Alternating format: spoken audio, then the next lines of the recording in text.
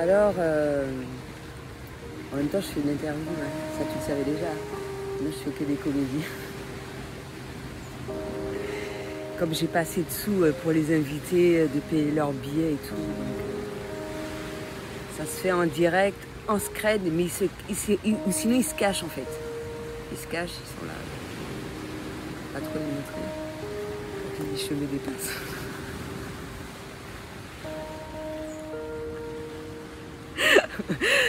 Donc, on m'a annoncé que j'allais mourir. Ça va être ça le titre de la vidéo en fait. C'est vrai. Donc, quelle a été ma réaction? Ah là, les gens, il y a beaucoup de personnes qui vont mal le prendre. Hein. Que j'aurai en plus le crâne rasé. Hein. C'est lié au film, synchronicité.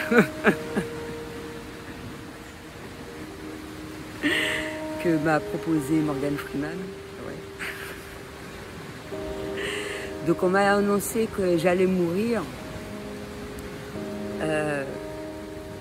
C'est vrai que parmi tous les dons que j'aimerais pas annoncer la mort à quelqu'un.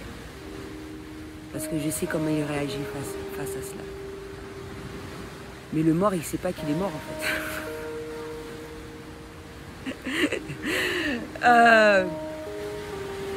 Pourquoi annoncer ça? Parce que ça... Hein, les gens, ça, ils aiment pas trop en fait. Ils aiment pas trop, moi ça me dérange pas. Ça me dérange pas. Hein. Pourquoi? Ben, si ça doit se faire, ça va se faire. C'est naturel, non? Tout le monde crève un jour ou l'autre. Le mieux, c'est quand même de ne pas savoir quand. Hein, quand c'est inévitable. Vaut mieux pas savoir quand. Comme ça, ils ont pas. Là, je parle plus pour des gens qui sont dans la maladie. Là, tu as le temps de voir la personne en train de crever et tout. C'est lourd. C'est très douloureux. Mais quand la personne ne sait pas quand est-ce qu'elle va crever, c'est cool, quoi. Donc ouais, par rapport à la maladie comme le cancer, surtout dans un film, il faut que ça soit vrai. Donc je devais raser mon crâne et tout. Il faut que ça soit vraiment... oui, puisque c'est un cancer, il faut que je me rase le crâne. On le voit réellement, je ressemblerais plus à un alien à ce moment-là. Ben ouais. Peut-être que je me sentirais mieux, non? Je me sentirais mieux. Hein, c'est tellement mieux d'affronter la maladie, la mort, d'accueillir la mort comme une fête, comme ce que tu veux, comme quelque chose de normal, de naturel. Laisser les gens crever, parce que des fois on empêche aux gens de crever. Tu t'imagines un peu? Ça plaît pas à certaines personnes. C'est pour ça que j'arrête de rire, je m'abstiens.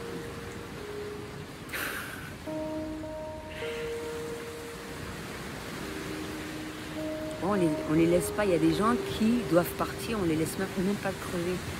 Et ça s'est vu dans pas mal d'expériences que tant que la personne, le membre de la famille voulu avant la mort n'est pas venu au chevet de la personne malade, la personne ne meurt pas. Hein.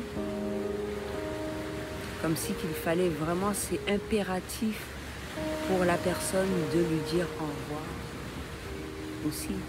C'est impossible, c'est important aussi pour le mort.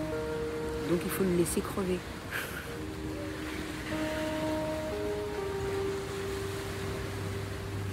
Donc dire ça, à la rigueur, communiquer avec des entités, avec les morts, avoir des messages pour les autres. C'est surtout ceux qui, la faculté que j'ai, hein, à travers tous les dons, de communiquer avec les morts, ça se fait de manière spontanée, naturellement, à la demande. n'est-ce pas? Au moment où je m'y attends le moins, la connexion se fait. Ça va être plus ou moins douloureux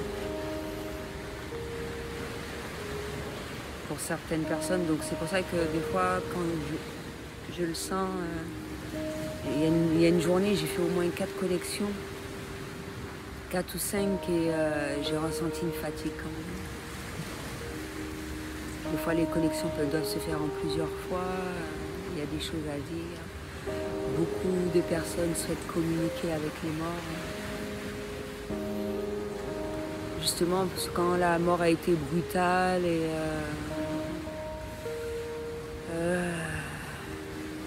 qu'on n'a pas dit toutes ces choses afin de dire tous les non-dits. Afin de dire tous les non-dits. Ben oui, on m'aide aussi. Hein. J'avoue d'être formée, j'avoue que machin. Mais j'avoue également quand j'effectue un travail.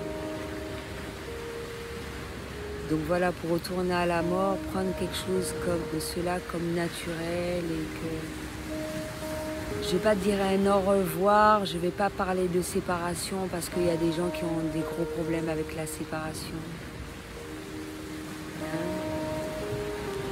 Laisser les gens partir, c'est comme j'étais amenée à discuter de cela. Il y a beaucoup de personnes qui me reprochent de ne pas avoir été dans des enterrements ou des trucs comme ça. J'aime pas les au revoir, j'aime pas les enterrements. Moi, si ça doit m'arriver de mourir, je veux une incinération, qu'on jette mes cendres dans la mer. Voilà. Je parle ça de manière naturelle. Si ça devait venir, ça va m'arriver. Il faut bien que ça m'arrive. Ne pas avoir cette peur-là de la mort, retirer toute crainte. C'est naturel. Si quelque chose doit se faire, ça doit se faire. Moi, ça m'arrive de refuser de mourir. La vie est trop belle. Je refuse, on me l'annonce, on me le dit, ah non, j'ai pas envie. Je dois te crever quand j'en ai envie.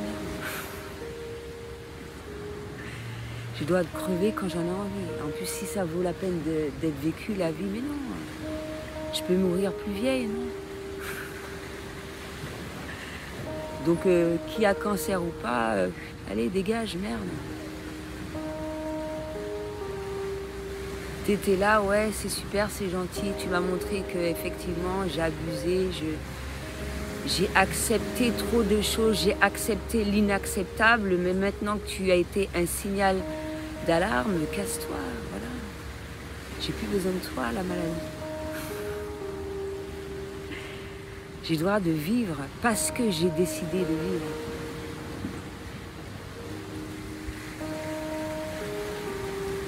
Et justement, ça me fait penser à moi, hein, par rapport à l'évolution de mon cancer du col de l'utérus. Et comment le fait de changer d'alimentation, c'est super important. Être à l'écoute de son corps. Déjà de manière inconsciente, j'ai éliminé la viande, etc. Ensuite, j'ai été végane. Là, j'ai dit que je change tout ça, mais de toute façon, je vais le ressentir sur mon corps quand il faudra vraiment plus que je mange de poisson, etc. Mais la majeure partie du temps, j'essaye de manger le maximum de légumes, comme une vidéo que j'ai déjà faite. Le cancer, les maladies ne se développent pas dans un milieu alcalin. J'ai déjà fait cette vidéo-là. Ça ne se développe pas. Pourquoi? Parce qu'on ne doit pas bouffer comme ça. Mais ça, tu ne le sais pas. Et des fois, ton corps te le montre. Et tu ne veux pas obéir. Tu ne fais qu'à ta tête. Tu préfères prendre des médicaments alors que ça te fait encore plus de mal. Dieu a fait de façon à mettre tout à notre disposition. Il nous a fait constituer de manière à ce qu'on puisse avoir des défenses immunitaires pour faire face à la maladie. Donc ça ne se développe pas. Donc en plus quand il y a l'alimentation, no stress, tu prends pas ça pour voilà quoi. Ça peut être fait, ça peut être pas fait. Et c'est pour ça qu'il faut vraiment vivre les choses à fond dans la vie. Et vivre au ralenti, et les vivre intensément, les vivre comme il se doit, sans avoir la crainte de quoi que ce soit. Parce que la vie est belle, elle mérite d'être vécue. Voilà quoi. C'est pas la maladie qui va me montrer que ouais, c'est fini et tout et tout. Non, j'ai envie de crever quand j'en ai envie, merde.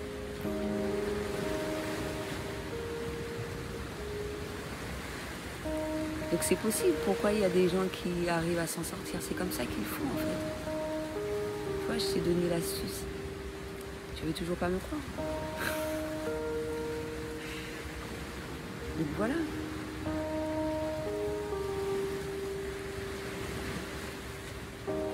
Et on peut dire ce qu'on veut, même si c'est l'abus en tout qui nuit en fait. Mais pour certaines maladies, l'herbe peut être tolérée.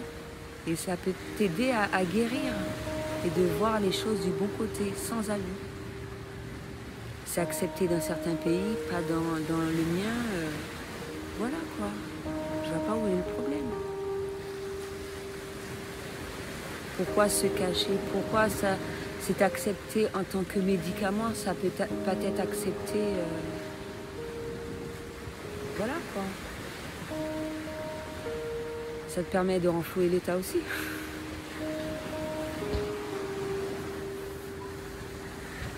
Mais t'as le droit à ce moment-là, tu as le droit de planter ton herbe dans ton jardin.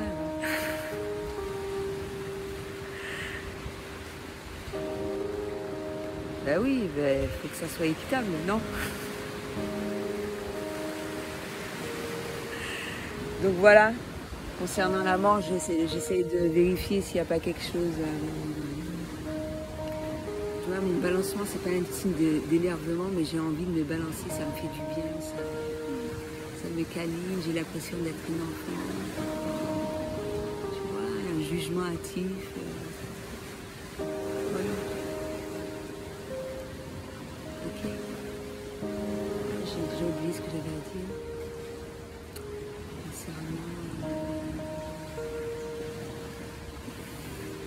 En plus, je suis autiste, il ne faut pas l'oublier. Je ne peux pas m'empêcher de faire des trucs, même si j'ai un degré d'autisme pas comme les autres. Mais voilà, quoi, je l'ai développé aussi à ma manière, etc. Mais il y a des petits trucs que je vais faire voilà, où je vais me sentir bien. Et ça ne doit pas être anormal, en fait, parce que les personnes en face de moi estiment que c'est pas normal d'agir comme ça. Pour tout, bientôt on n'aura plus le droit de péter. J'ai fait une vidéo concernant ça. On n'aura plus le droit de péter, c'est pas possible ça. Faire ci c'est signe de, faire ça c'est signe de, c'est allez hop, on vous fout tous dans une case et puis voilà, merde. J'ai le droit de me balancer, j'ai le droit de faire comme une croûte mine. Ça c'est spécial le dictionnaire.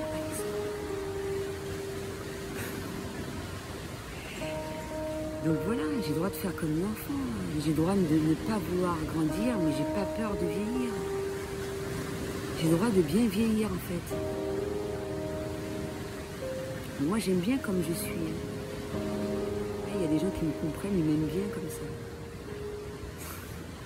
Je dois faire mon bébé cadom, mais bébé cadom positif. Mais pas trop quand même. Juste comme il faut, pour me sentir bien. Mais je le fais pour moi. Je ne fais pas pour les autres, je fais pour moi.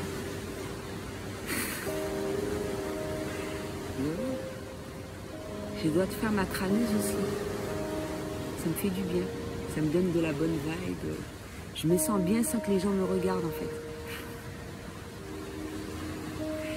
Je fais ma crânée, je m'habitue à quand je serai célèbre, renommée, réputée, sollicitée.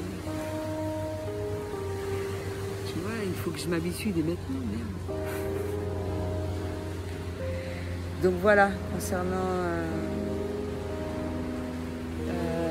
la mort, et puis bon, Morgane, tu sais déjà hein, ma réponse. Hein. Moi, ça me dérange pas. Tu peux changer d'avis, hein. Ça me dérange pas aussi. J'aimerais bien incarner ta fille dans ce film, en tant que malade du cancer. C'était tout ce que j'avais à dire pour aujourd'hui. À bientôt.